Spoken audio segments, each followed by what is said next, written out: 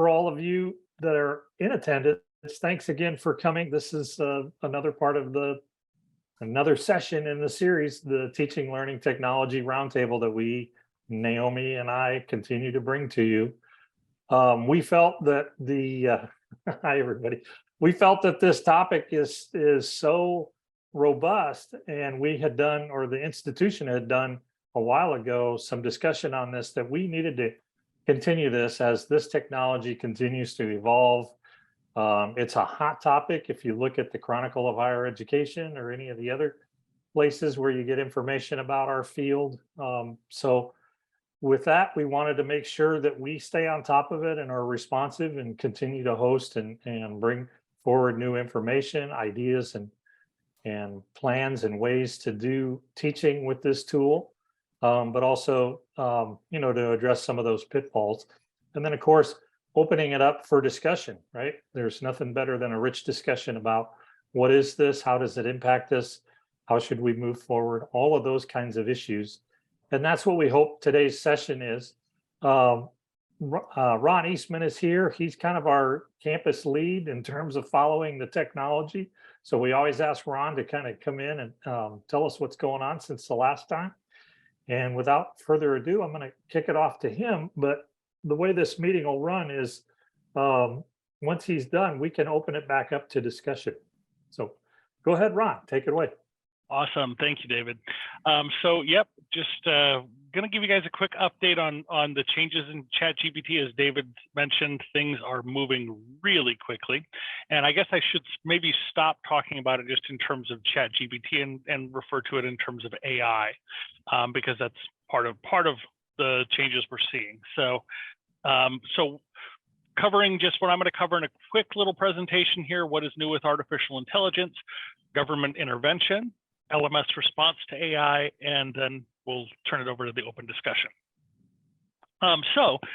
Regarding what's new with artificial intelligence, OpenAI launched ChatGPT 4, and as we were kind of discussing before a lot of people dropped in, the big change on ChatGPT 4 is that it can analyze and comment on images and graphics. So essentially, they've given ChatGPT eyes, which is a big change and definitely puts it in a new realm.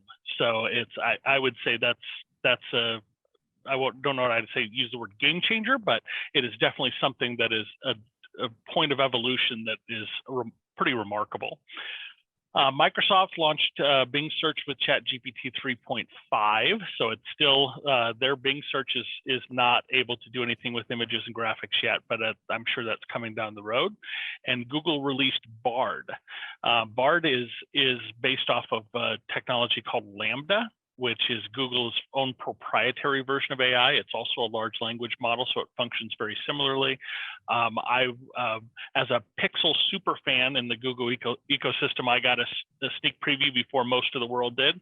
And so I got to play with it a little bit, and I've done some of that. I will say it's neat. I think ChatGPT is still a few steps ahead of it, but it's coming along. Google also has another product that they've been working on that they say is better than Bard already, but they have not done anything to release it to the public. I did include the graphic here. I wanted to mention because just to kind of illustrate how quickly things are changing. The number of patent filings, and the latest data I could find was that 2021 that you see there. But I can tell you that the curve you're seeing, where you're seeing the number of patent filings per year increase pretty much at an exponential rate, that's the same rate that we're seeing AI develop. It goes hand in hand with AI changing, and it is definitely approaching a very steep curve. I've listened to was listening to a discussion the other day, actually a few weeks ago, with an AI expert and a mathematician. It was a podcast, and they were talking about similar to this curve. I wish I would have had their graphic that they showed, but he was kind of showing where we are right now in the curve, in what he expects the curve to look like as far as AI advancing, and we're still in very early stages, but it's moving so fast, it's so incredibly fast right now that we're going to see, new milestones coming all the time. And that really ultimately what AI researchers are generally going for is what's called general artificial intelligence. And that is where it essentially becomes creative. And we're not there yet. We're a long ways from that still, but I say a long ways in terms of evolution. But because of the pace that this is happening, I wouldn't be surprised a bit if that wasn't something that happened in the next few years. So kind of an astounding speed at which things are changing.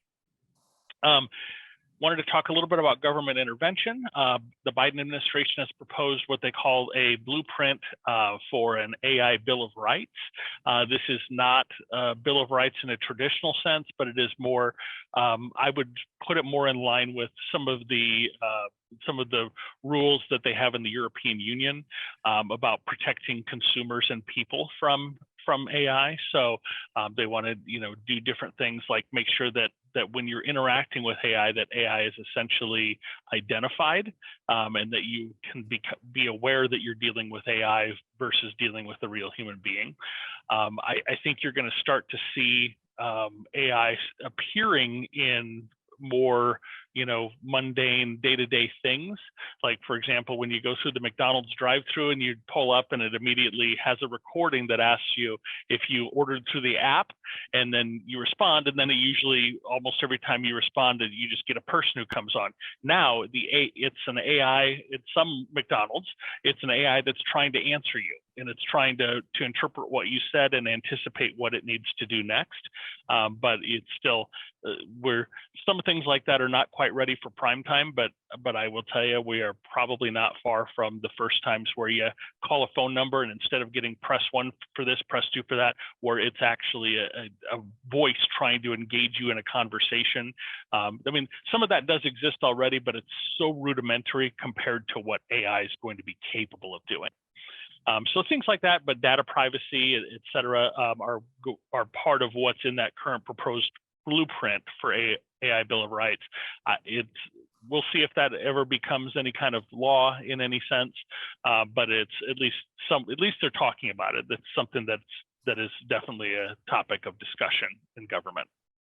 And then LMS response to AI, and Gary Sparks already knows all about this. Turnitin launched AI detection. So we already have that. If you're using Turnitin in your courses, it already is doing AI detection for you, and that's part of the reporting process. No special login is needed. If you're just doing it in Canvas, you can create an assignment using Turnitin as your Turn-In tool, and it'll analyze it. I did some testing with it. It does very well. I can't complain about it. I took an actual human written document that had never been through Turnitin's service before, and it was 100% human generated according to it. And then I tested ChatGPT, and I tested Google Bard outputs for some essays, and it nailed it.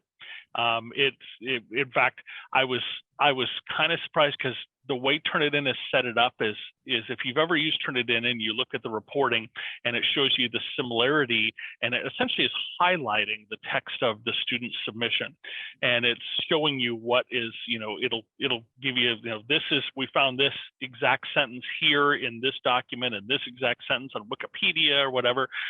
It is going through and analyzing it sentence by sentence, and it is highlighting sentences that it is predicting are coming from AI.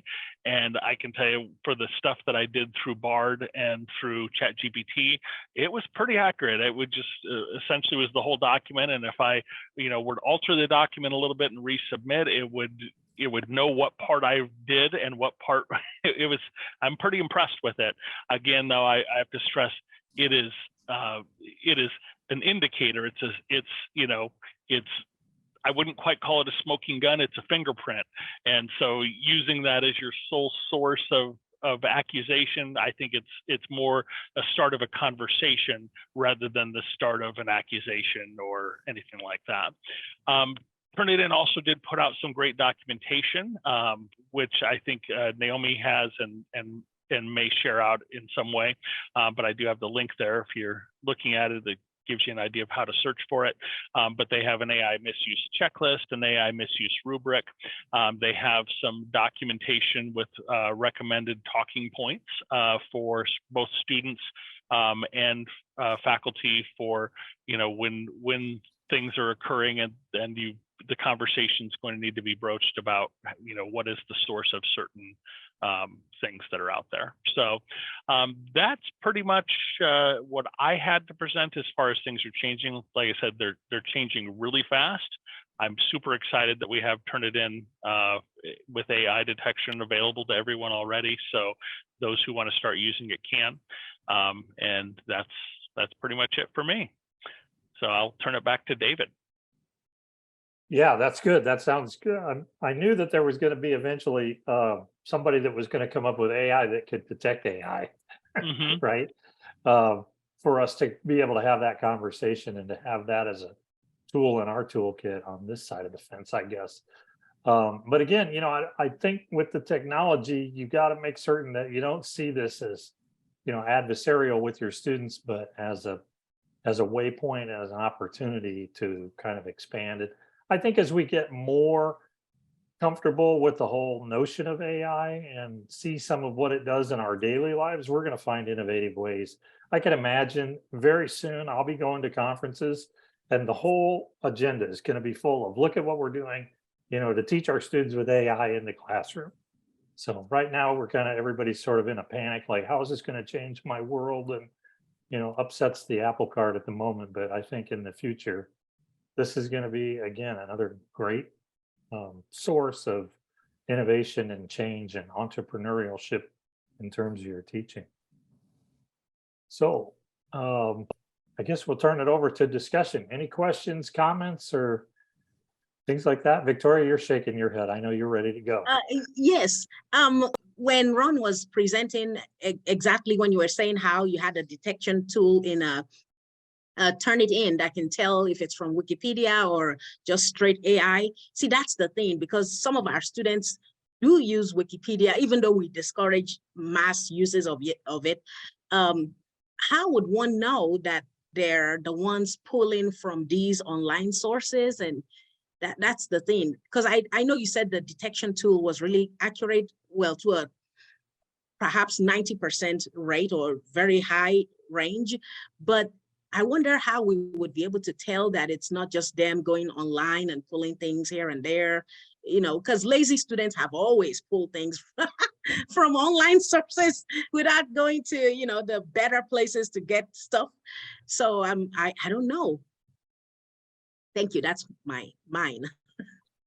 Well, again, I think, we go back to instructional designers and other people, in this room will give you good guidance that maybe you don't approach it from, I'm going to catch them. You get in front of the conversation and say, we already have tools that can analyze, so you just let them know right away that we've already got the one tool that Ron mentioned right now in our arsenal. And you could show them, you could even like bring it up in classroom and, submit something and show them, this is how I'm going to check, the work that you're doing, and then utilize the tool, right? And I'm a big advocate of that. Any kind of new technology that comes into education, at least for me, is always an opportunity for us to improve or to, make some adaptations or again, I use that word entrepreneurial, kind of maybe rethink what we're doing, but incorporate. And Ron will second me on this. It doesn't know who you are. It doesn't know immediate things in your immediate environment. So you can say things like, in Omaha, what happened, today, or things like that. Make it more relevant, make it more colloquial or germane to our environment. So those are just some easy strategies.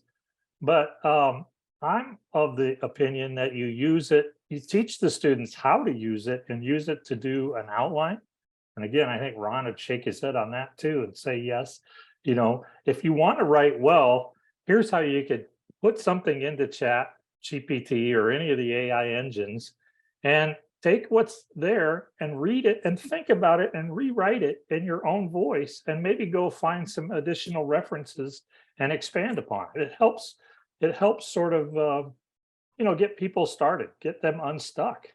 And it shows them, use it as a model. It's a modeling behavior, right? Do you mind if I share something, David? I'm going to just share this really quick. This is a document that actually Turnitin provided. You can get through that link. It's a guide for approaching AI generated text in your classroom. It talks about, it's got 11 different strategies for educators to consider. So obviously reworking the academic integrity policy, so you're establishing the guidelines of what is okay and what's not okay, and some of the things that have been talked about in past sessions, like building strong relationships. But then we get into other things like set expectations, so communicate with them, tell them what's acceptable and not acceptable, motivate them with tasks worth doing, as they put it, check your prompts, so doing things like making sure you're working it in a way that is making them, that's putting them in the mindset of not just reciting facts, but giving you, back essentially I think of it in terms of a geography class, where you wouldn't want them just to come back with a demographic table of, you want them to, what are your thoughts? What are your feelings? Tell me about it. I don't want to don't just give me a couple facts. I want to know what the facts mean. And so reframing it in those kind of ways, personal stories, situations, personal experience, like David was just mentioning, is huge. Mm-hmm. Critical reasoning or critical thinking and reasoning. All these are different ways to rework the assignment. And really in the end, it becomes, what is your outcome for your assignment? What are you trying to achieve with this assignment? And then how do you rebuild that assignment in a way where it's not just a recitation of facts? Because if that's all you're asking for is a recitation of facts, you're just causing them to memorize, not think. And that's, you're saying, please use AI, because AI is great. It already has the memory for me. It's already got everything memorized, and it'll just spit those facts out, but it's not analyzing the facts, at least not yet. It will be in the future. It'll start doing really well with that. But as David also mentioned, help them become AI literate. The AI is going to be a tool that everyone's going to be using. You're going to be interacting with it. We're going to be using it. People in business settings are going to use it to, help come up with an agenda and help write content, and then they're going to tweak it and make it theirs, and I think that that's something that we're going to probably have to get used to doing and expecting. So I think there are ways to allow it to be incorporated. I don't know that I didn't necessarily encourage it, but I'd allow it, but I would make sure that I do things with creating assignments that force it to be the student's voice that's actually, what you're getting for their output. So that's all I had to add on that. Ron, two more things I would add just to what you said. I think that's great. Incorporating reflection in assignments. So asking students to reflect on their learning. What did they know when they got there? What did they learn? How did they learn it? AI can't do that probably for them in a convincing way. And then ask them to reference things that happened in class. So what did their classmates say? What did you say? And incorporating that into their responses. Even if they're pulling like some facts or something from the AI, they still have to rework it to make it relevant to your class and to their learning experience. Well, and that too, to revisit something that Ron mentioned sort of toward the tail end there, was this is a technology that's going to be with us now forever. It's not going away, people.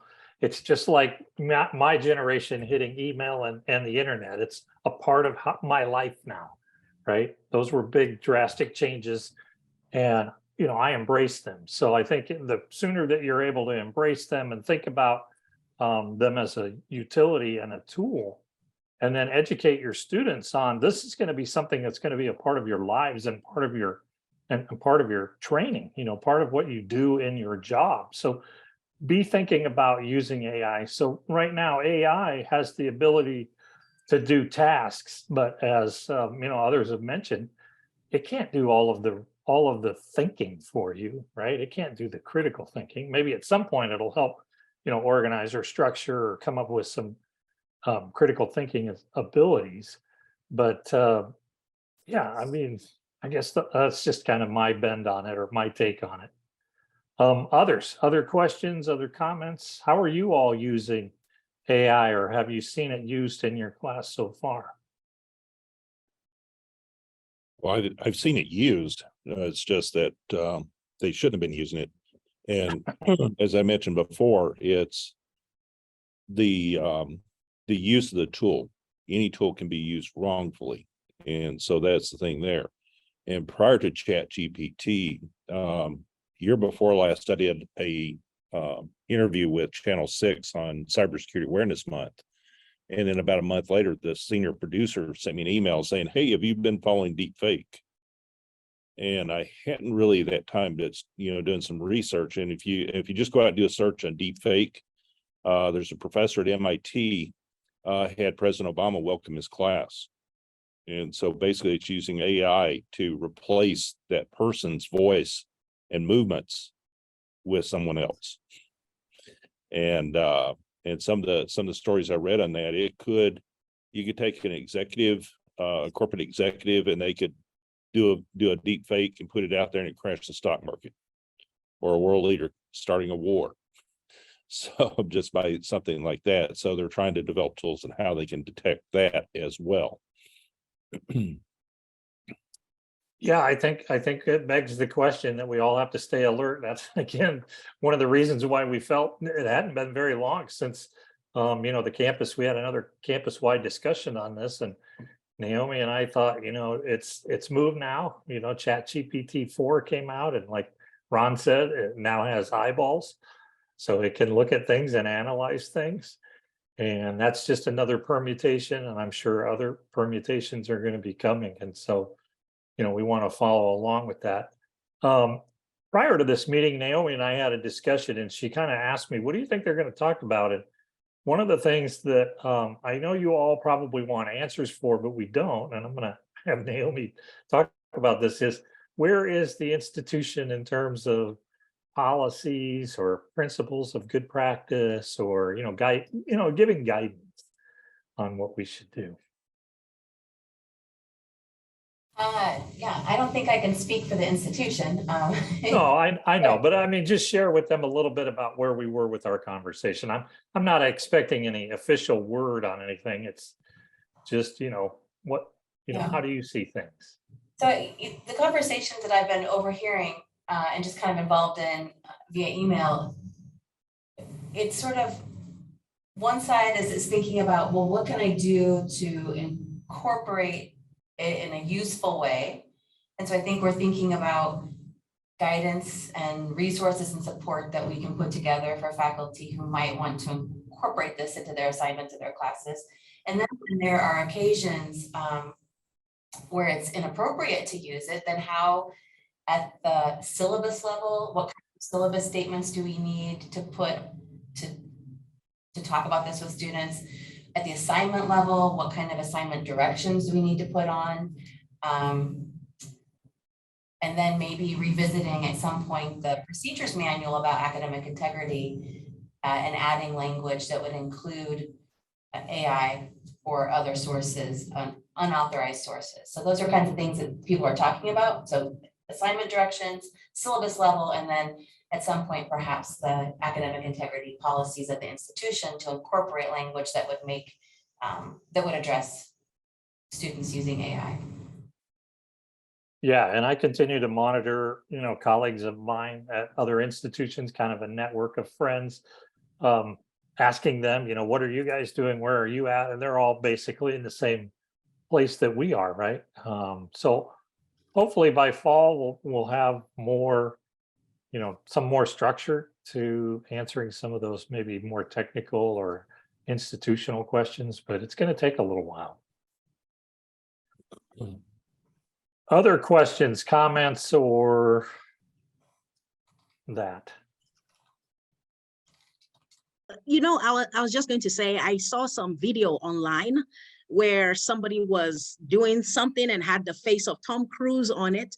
And the person who actually developed the video did come out and say, he was an AI specialist, and he was able, basically, if you saw the video, so it's no longer like before when we thought, oh, pictures have been, basically fake photos. Now we have fake videos where they can, put somebody else's face, and the movements are very natural. They look human. They look like just as, basically the way I'm watching you right now on Zoom, that's the way it looks.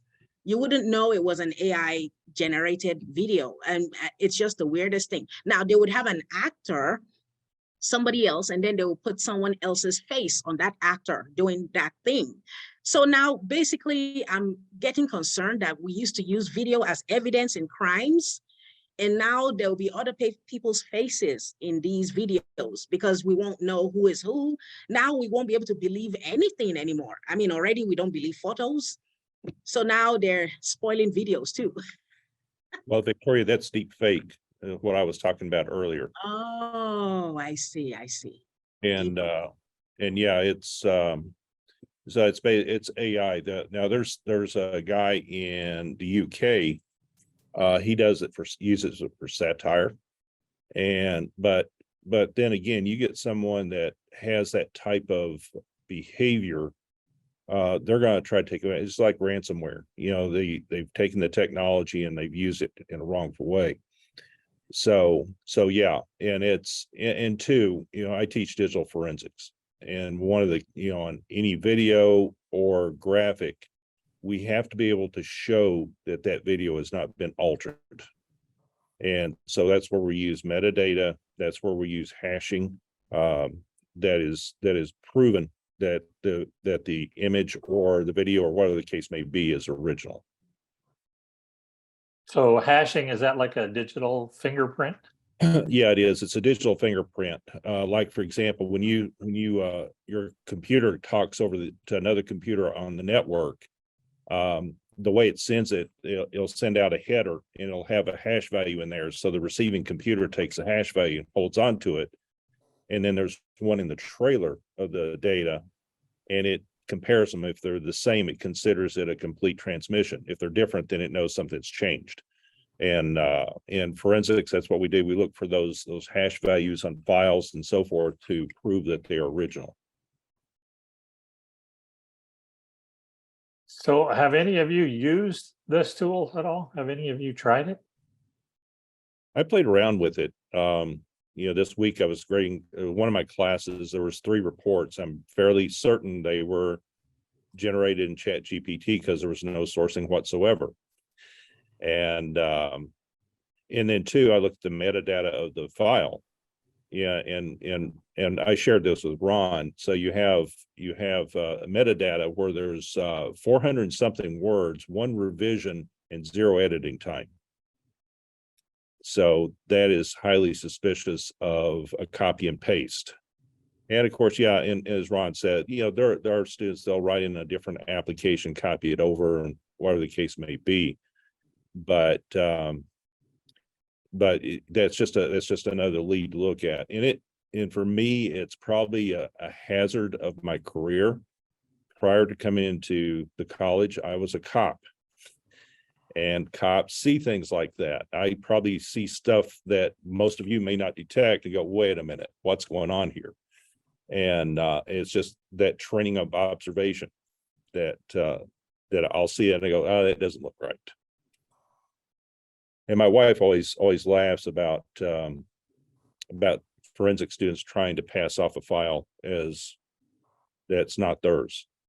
And when probable cause presents itself, I start looking, it doesn't go very well for them after that.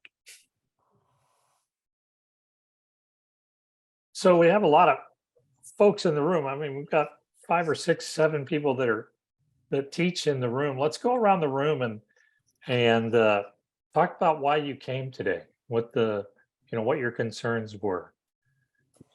Victoria, let's start with you, and then I'll just keep shouting people's names out. Well, I just wanted to get more information on how to observe it. Like Gary said, if you see it in student work, and that's really my concern. I haven't used it much.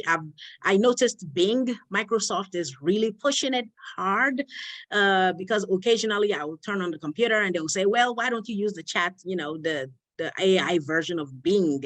And I'm thinking, maybe not, you know? And so last week I did make some art on it. It told me to use it to create, because they want you to fool around with it, so you get used to the idea. So yeah, I created something. I told AI to make a drawing of itself. And so AI kind of drew a photo with a hand drawing itself. So I wanted to know what it would do, and just something stupid like that, you know what? And Thank you. what do you teach? So remind me. So what are your concerns? Geography. Yeah. So And when we give term papers, we might say, write something, a topic about a country somewhere. And there are so many topics you can write about in human geography. I mean, there are infinity. So, but any of those topics can be copied and pasted from any place. And that was always a problem before ChatGPT, where a person can simply go to a cultural site and just copy and paste the whole thing about a country, or, you know, women's rights or something, you know, and then you'll have to, you know, so, but now there's a different level of concern. yeah, from what you know of the technology, do you see ways that you might be able to use it, or how would you conceptualize it? The only way in my case I would want to use it at all is to maybe show students in class how I would detect if they used it. So basically I'll be showing them, this is how a ChatGPT paper would look like, and this is what it would look like if you wrote it, you know. But then I'm concerned, if I did that, then they will know what my tools are.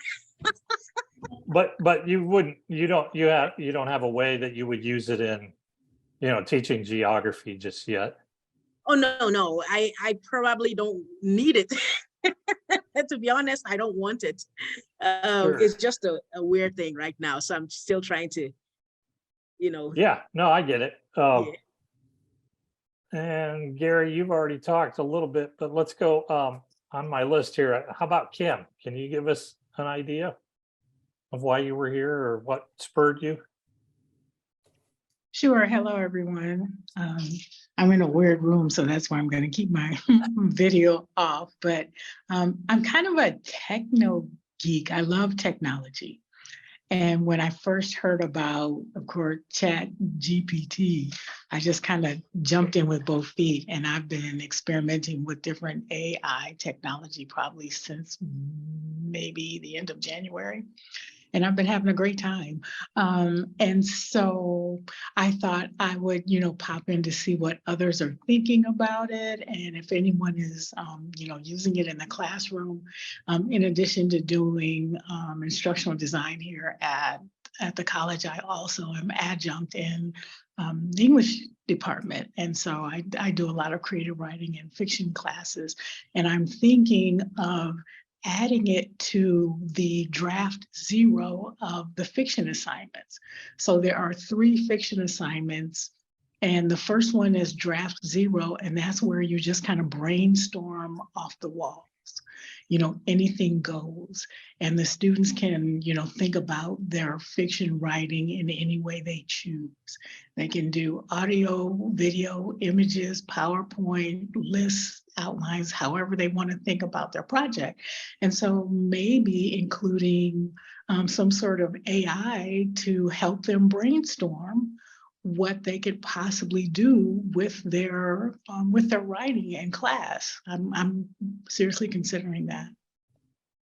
Yeah, well, we hope that you continue to explore it, and you know, anything you come up with, Kim, we'd be glad to showcase it or have you share with others.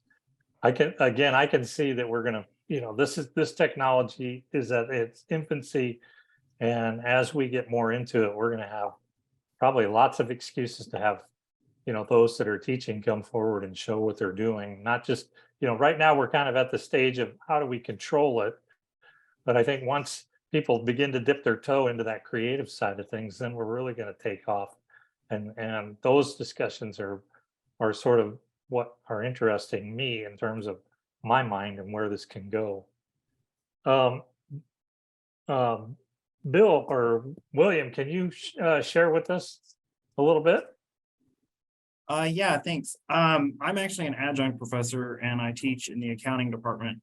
And I the reason I actually joined this was I have caught a student using ChatGPT. We have in our curriculum, pretty much everything is all computer questions answered through the publisher's website, but we do have a weekly discussion post that, you know, asks the student to reflect on something or answer a question or find an article. And I had an incident where the student obviously copied and pasted from ChatGPT. And when he did, he made the mistake of copying the button at the bottom where it says resubmit response or resubmit request. And so at the very bottom of this really well-written, awesome discussion post answering the question almost perfectly, with a gap about like that, there was resubmit request or resubmit something or whatever it was to retry. And I was like, wait a minute. And so I've since had a discussion with said student, and he admitted that, oh, you know, I use it to help make sure that my editing is right. And I said, well, the problem with ChatGPT is you could copy and paste my prompt and put it in there, or you could copy and paste your entire essay and have it edit it. I can't tell where your work stops and the computer's work begins. And if I can't do that, then I can't honestly say that you created the assignment yourself. And, you know, as much as I'm all about my students collaborating and working on assignments together, certain things are supposed to be individual effort, and those discussion posts are one of those things. So the main reason I joined this discussion, because the email came out, was what tools are out there to help me spot or at least raise it to the level of, hey, I need to investigate this, or I need to look a little closer at this. I understand no tool is going to tell me they're cheating. Like it's going to be very hard for me to find any specific tool that says this was generated by ChatGPT. But had he not copied and pasted that one little button text at the bottom, he would have scored a perfect score. Well, yeah, he would have scored a perfect, he would have got a perfect score on it. And he's now on notice that this has happened, and so is, you know, everybody that needs to know. But so you mentioned there's a tool that we can use in Canvas, but I'm not sure that I even know how to use that tool.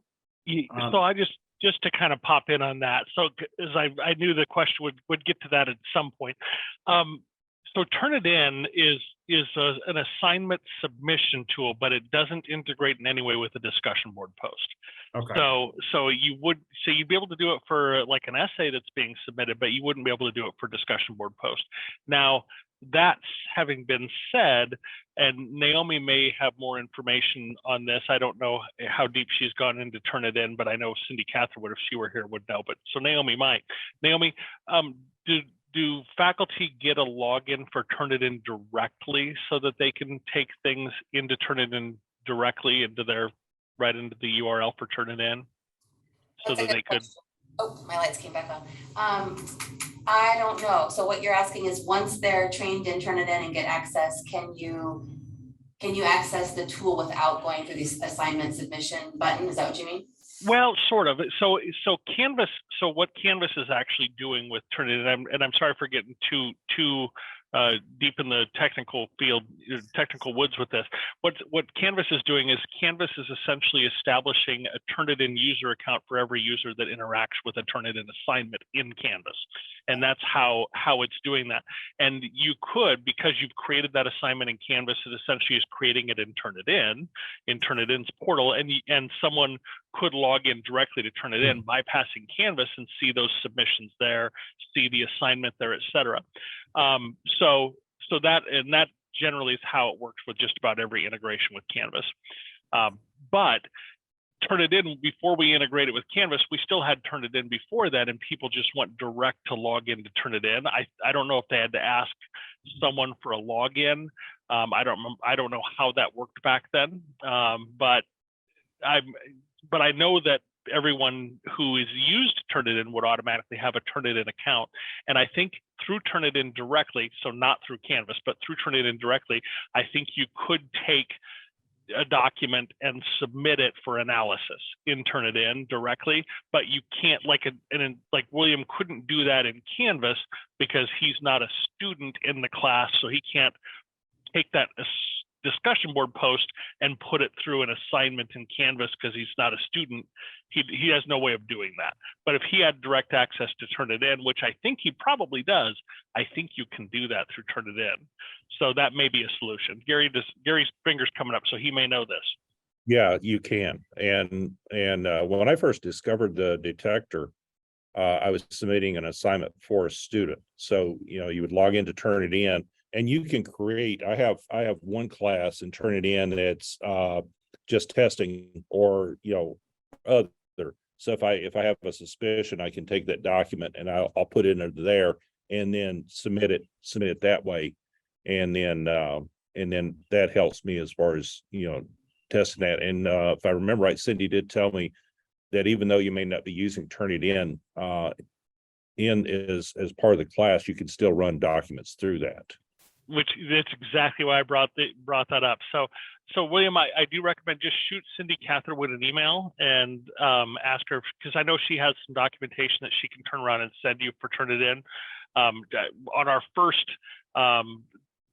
TLTR on ChatGPT, she was intending to talk a little bit about Turnitin at that point, and she had she mentioned she had documentation that she was going to share. I don't think she ever did, but if you reach out to her, she might be able to give you some information that would help on that. But too, and Turnitin too, when it has a high percentage on stuff, do an analysis, look at it, because I've had where it'll pick up the references, and if the document's not very long, that can throw it off. So I do analysis. I actually go in and look at it, and sometimes if the student had submitted it in another class, it'll pop high in percentages too, because it's already in there one time. So it's worth taking a look at, and there is some training if you want to use Turnitin that you need to do so you understand how the tool works. And and since Chuck is on here, maybe Chuck and David Bellevue did had a team from, or I had somebody from Turnitin to do a presentation on how to use Turnitin, how to use the tools that's built into that interface. And I mentioned that to Cindy, but she's so busy, probably slipped off her plate. And she thought that might be a good idea too. Maybe have a training session to have them come in and do that. You mean for the AI detection tool, Originality in particular? The originality. Yeah. Okay. And the AI detection tool on Turnitin is actually built into the Originality checker, which is nice that they did it that way. So it's not a separate product. We already have the license for it, and you don't have to do anything different to have it also checked for AI, which is cool. But I heard that it's going to, they'll start charging for it in a year. Let's hope not. Chuck, did you have a comment? I could kind of tell that you might wanted to speak up. Did you have something you wanted to say? Well, I was going to chime in, and then I thought better of it. But since you called me out, I was just going to point out, I mean, the smart thing to do if you're a first-time Turnitin user is to reach out to Cindy, because she'll have some orientation materials at the least to share with you, or let you know when the next training opportunity is. Or I think she even just kind of does a one-on-one quick orientation, and it's more to do with best practices on how to use it, and how to just manage expectations on what it can and can't do, so that it's not perceived as a foolproof, cheating stopper. But the integration with Canvas will allow you access without having to ask for permission from anyone. If you go into a Canvas course and you create an assignment and you select external tool and you select Turnitin, so basically when you go to create your first Turnitin assignment, that will automatically authenticate you through and create a Turnitin teacher user account for you. So then William can go to the website and log in and be able to copy and paste, some verbiage out of a discussion and see what, run a check on that, I guess is what I'm trying to say. I believe so. I think essentially you can sort of use Canvas as a backdoor to establish your user account. Yeah, right. It auto generates as soon as you create an assignment. So William, in case you don't know, so I and Chuck and Ron all work with your instructional design services. So feel free to reach out to us. Cindy Catherwood is kind of the specialist that's over all of us with Turnitin, and I shared with you her email address. So either reach out to any one of us or to her, and we can certainly help you get started and mentor you through that whole process. We're getting close on time, but I got a couple other people. Carly, do you want to go? And then Jackie, how about you finish it out? No, you don't have anything to add? Okay. Well, I actually work in accounting as well. And I've had similar experiences, Billy, like that is not unusual for me, I have not had them copy the link, which is a very telltale sign, but I've had a number of discussions that come up and they are similar enough that it makes one suspicious. Gary, I'm a former auditor, so I've got some tools in my toolbox as well that I don't share with students. So Victoria, be careful sharing your tools. But I will say that since I'm coming from the business world, I recognize this is going to be a tool that is used in business, whether it's drafting an email or providing a professional recommendation about some specialized accounting topic. And that's a number of what our discussion posts actually are attempting to do. So I actually personally am going to, I haven't implemented this yet, but I will probably this summer. I'm going to ask students to use ChatGPT to actually draft the email and then show me their revisions. So how have they actually improved it? And so I'm wanting them to recognize this can be used as a tool appropriately, should not be used as your own work 100%, but let's use it as a place that we can save some time while also doing it in an ethical way. So that's a challenging thing to approach. That's honestly why I jumped in this, hoping that we could chat about some of that. But that's my intention. I know students are already doing this. And I even had a student in my class who said, it takes me a really long time to write these emails. And I feel like it sounds like an elementary school student wrote this. And then I see some of the other responses and they're perfect and yada, yada, yada. And I said, there are some tools students are using. Have you considered maybe you could use that as a draft? And so that's the reality. Sometimes the students who are trying to do things and really learn from this are losing out on the opportunity to utilize a tool because they're trying to be ethical. And I appreciate that, but I want to invite them along into using this as the tool that it can be. Yeah, that gets me thinking that maybe, when we do a future session, since you have auditing skills and Gary's a forensicist, maybe we should have a discussion on how, some of the techniques that you all are using, and, maybe some of them are just hunches, but I know that there's things that are in your toolkit that others don't have that they would enjoy probably hearing, in terms of trying to track back some of this stuff or to, detect that. But I also like, Carly, your ideas about, and I kind of thought maybe by fall we would be at that place, where we're talking about, okay, what are the innovations that we can use in our classrooms to sort of bridge that gap?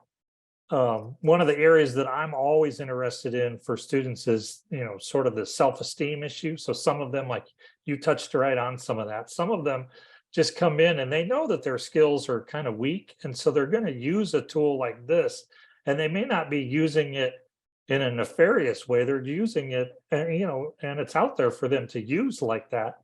to sort of leverage and give themselves a boost. I know if I was 20 years old and thinking about my writing skills at 20 or 18, this would have been really, really helpful to me, you know, and I would have used it ethically and taken it further, but sort of just getting that started, because I didn't get very good training in terms of, you know, how to write something in a professional way coming out of high school. So I don't know. Others have ideas and thoughts.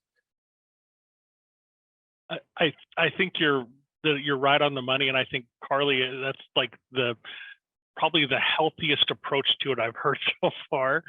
I can just tell you that the last session we had when we did the roundtable session, I came prepared. I had a list of 12 or so questions for the group to make sure to spur conversation. And I initially went to ChatGPT and asked it to develop questions for an AI discussion among educators. It gave me a list of questions. I can tell you, I didn't use any question they gave me word for word.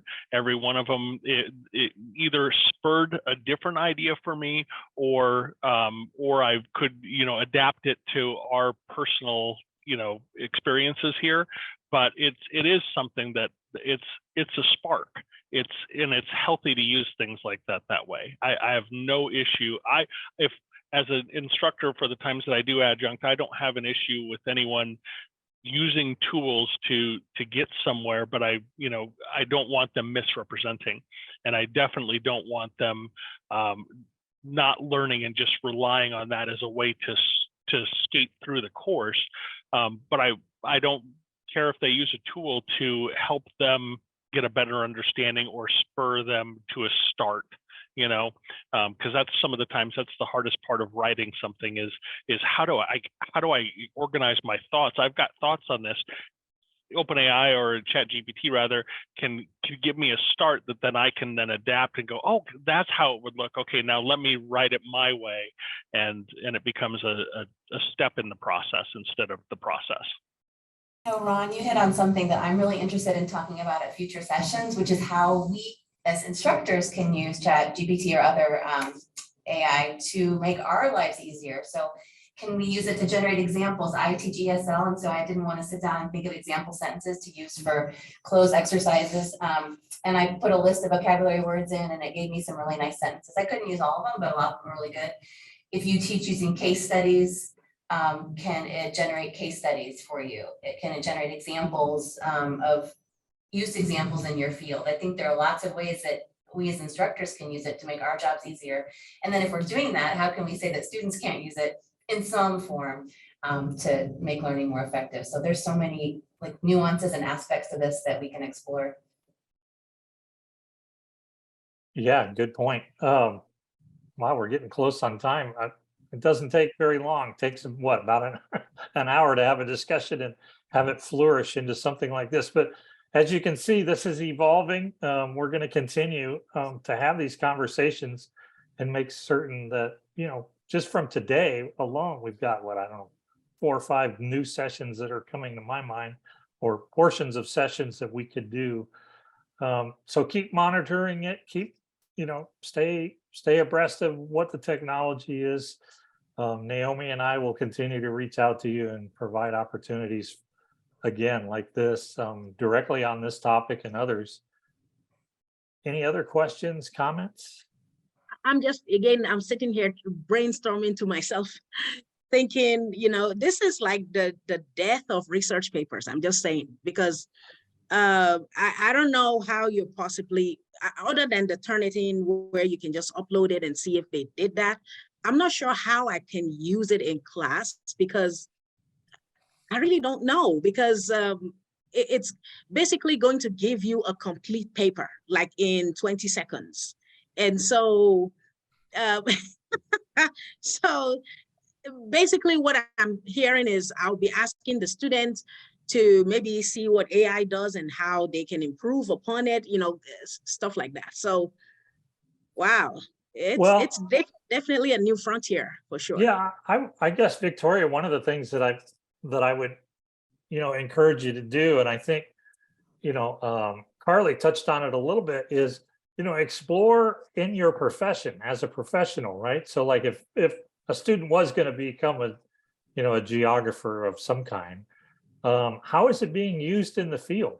Bring it forward, make it relevant, because it's going to be in your field too, Exactly. right? Yeah. So I mean, there's ways to be able to bring that technology to the students' awareness that it doesn't just write papers. It's going to be engaged in your in your daily life as well. So, Victoria, Yeah, I mean, it was geographers that developed GIS, the geographic Mhm. information systems for maps, for, Mhm. mapping and all that. So I can see its use in that particular form, but then like Ron correctly said, there's just so much human analytical things going on in a GIS.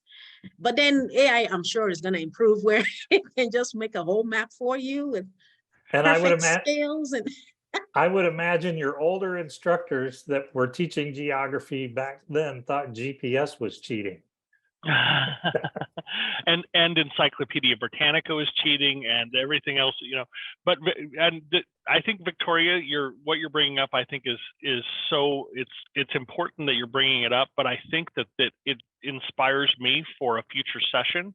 I would love if we had a session where we sat down and you could tell us one of your assignments that you're worried about students using AI to cheat on, and let's talk about how we can rework that assignment to meet your outcomes and make it AI proof. And I think we can do it. And I would love the opportunity to sit down with you in a session where we talk about that. So I think we could get there. Maybe that's Thank a you. workshop. Maybe that's a full day, Maybe. half day workshop or something like that. yeah, that'd be fun. And Maybe that's part of the, go ahead. sorry, Naomi, maybe that's part of the summer curriculum development institution, that there could be a workshop in that. And I just wanted to come and listen and see what the conversation was, see where the college was. I know I'll get questions from faculty, so that's why I was here. I was just here listening in. Thank you, David and Naomi and Chuck and Ron, for putting this on so that we can learn from each other. I appreciate it. Yeah, thanks for coming. thank you. Thank you very much. Naomi, did you have parting words? Oh, I just want to tell Victoria, I asked ChatGPT how I could use it to learn geography, and I put in the chat some ideas. I saw that. Yeah, okay. I thought they That was sounded that was a little creepy, actually, because when AI replies you back, I know. I've been using it for all kinds of things, like all whenever right. I have a little question about something, I just pop it in there just to get some ideas. It's probably making my brain just melt in nothingness, but I've been outsourcing all of my little questions to it. Okay. Yeah, I saw that in the chat. Thank you. I use it like a friend. I ask it questions, like what should I do in this situation? And then it gives me some logic that I might be missing. Yeah. Oh, wow. Okay. Right now, I'm suspicious of it because it feels like the wild, wild west. I'm thinking this thing eventually will be crawling around. Not that there aren't enough hackers doing stuff. It's intelligent. It will be crawling around, amassing information about people, maybe putting your social security number out there where it shouldn't be. And I don't know where it's going to go. I really don't know what it's going to do. Keep looking inside of your profession. If you're scared of the outside world, keep looking inside of your profession. I think you'll get excited about what it's doing inside of geography. Okay. Yeah, well, as long as it doesn't start leaking things that it shouldn't leak, because any technology can go haywire in 2 seconds. I mean, it's technology. If it works, it's good. If it doesn't, it's terrible. And I just see it being like a Pandora's box. Yes, it would help us, but then I think we don't really know yet what its capability is. I think we'll see. I can think of at least 2 science fiction movies from the 60s that touched on this very thing in the 60s. So But how computer? I knew he was going there too. I hate that computer. There's another one called Colossus.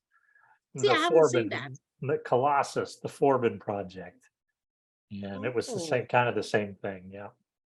Wow. Oh, well, thank you so much. Thank you, Naomi. Thank you, David. Thank you, Ron. Thank you so much, for this presentation. I really appreciate it. Thank you. Yes, thank you very much. It was very enlightening. I appreciated everything. Thanks, Yeah. Kim. Thanks, guys. Bye, everyone. Bye. All right. Hey, Ron or David, have you ChatGPT'd yourself? Not myself. I mean, I've done chat GPTs, but I haven't asked it about me. Oh, I asked it about me. So, and it's funny because I asked it about a couple, well, first myself, and it was completely fabricated. Everything, but it sounded so real. I should show it to you. You want to see it? Yeah, go ahead. It's so weird. Okay, let's see if I can find. Wait till they tie it to your criminal background, and then you won't ever be able to lie on a resume again. Yeah. Okay, so here, let me show it. This computer's a little laggy. Can you share? Do you have sharing? Yeah, I should. I'm in this mouse is a little weird, but yeah, I can right here. See, that was good. A lot of unscripted stuff. Oh yeah, it was great. Okay, so there is nothing in this that is accurate. Well, But it there you sounds go. really good. You wrote a poem called The Abuse of the Olive. No, I don't have an MFA. Did you ever have anything in the Prairie Schooner? No. I've never taught creative writing or literature at Nebraska Wesleyan. I've never been a writer, editor, or writing coach. And what's weird is that there are things about me online pre-2021, which is when it was trained, right? There are things publicly available about me online that it could have pulled from, but it didn't grab anything accurate. And isn't that weird? That's pretty weird. I have a pretty low digital footprint. Like I'm not on any social media or anything, never have been. Those are all locked down. I don't think I could get to it. So I did it a few times and it changed it just a little bit. Like it made me kind of an activist this time, which I've never done any of that. Oh, you should bring this stuff forward. Yeah, it's so interesting. And then I did my boyfriend and it said he didn't know anything about him. He was really happy about that. He was like, but it's just weird. Like, I mean, none of these things are true. I've never done anything with the Lincoln Women's March or the Nebraska Writers Collective. Well, there you go. Now you can sue them. It's weird, right? You can sue them for mischaracterizing you. But I just think it's such an odd little bumble almost because like I said, there are things available about me. I don't know why it didn't pull the things. I don't know. My imagination is not big enough. I mean, it is, but it's not to know where all this is going. Yeah. But no, I mean, it's a yin and yang thing, right? It's scary, but it's exciting. So, and I trust humanity over machines. Yeah. So, and you just kind of have to have that kind of faith. Yeah, and I think Ron's idea of, and then when you said like a workshop of like AI proofing or assignments, that would be awesome because that's the kind of assignment that we want people to write anyway, right? That critical thinking and reflective and more than just regurgitating facts. Like that would just be such a great activity to do with faculty. I could never get at my other schools because they were all collective bargaining. I could never get summer workshops, but at schools that I had no collective bargaining, I would, like Nebraska Wesleyan, we always were able to do summer workshops and get people to come. Well, especially in August.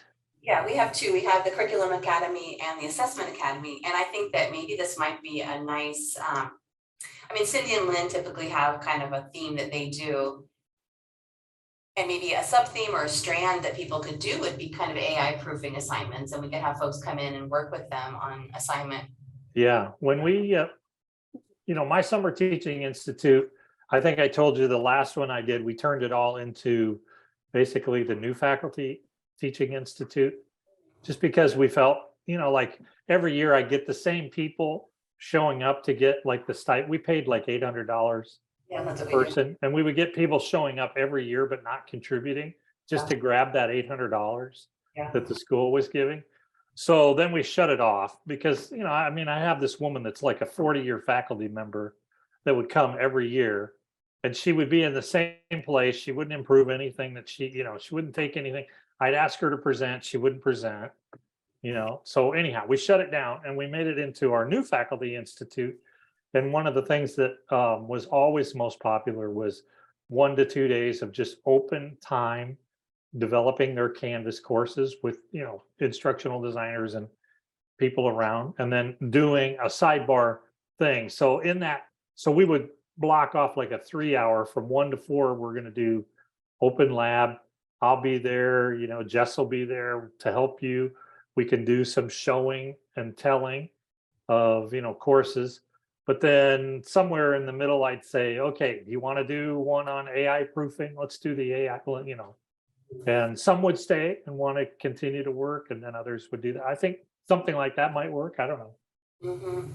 I'm just telling you, I'm not telling you, you know, how to do it. I'm just telling you that's kind of how I set it up. Because, yeah, but I think people definitely, this is a, you know, this almost could be its own series I think so. I of think we should think about TLTR, you know, like, yeah, really.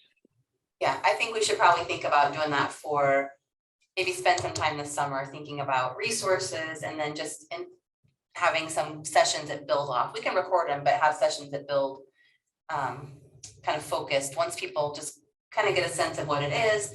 And, you know, more and more people are seeing it in their classrooms. A month ago, nobody was really, we were kind of ahead and nobody's really talking about in their classrooms. And suddenly everybody in there had a student that submitted something using it. So it's gonna, Yeah, we should have a discussion. I think that, you know, by fall, we should hit this hard yeah, again, like, you know, have a pretty good set of an agenda items, or, you know, time for faculty or our campus to explore this.